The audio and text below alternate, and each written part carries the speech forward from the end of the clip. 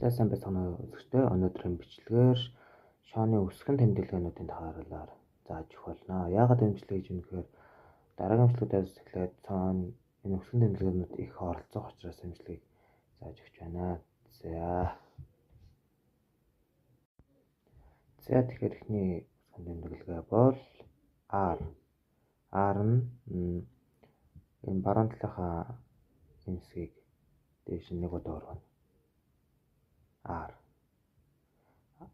Тэгээд R prime гэж байгаа. R prime болохоор баруун талын хэсгийг доош нь буулгана. Ингээд R prime. За дараагийнх нь бол L. L нь зүүн талын хэсгийг доош нь буулгана.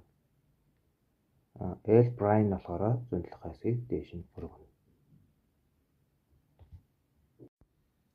За дараагийнх нь бол U. U нь энэ дээдлэсгээ энэ хуруугаараа зүүн тишээ явуулна. U prime болохоор нөгөө тишээ явуулна. За дараагийнх нь болохоор D. D-ийн доотлын энэ хэсгээ ишээ ингээ олчихно. D prime болохоор нөгөө тишээгээ доотлон хэсгээ. За дараагийнх нь бол F. F нь нүүрэн талаа ингээд F prime болохоор нүүрэн талаа ингээ буцааж байна. За дараагийнх нь бол B. B-ийн артлын талаа ишээгээ болгоно. B prime болохоор артлын талаа ингээд.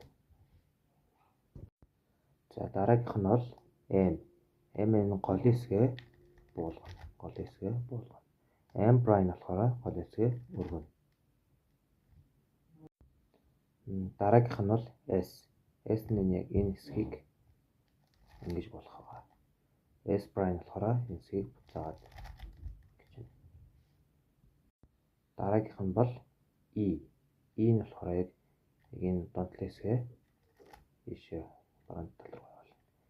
E prime болохоор нөгөө тал руу.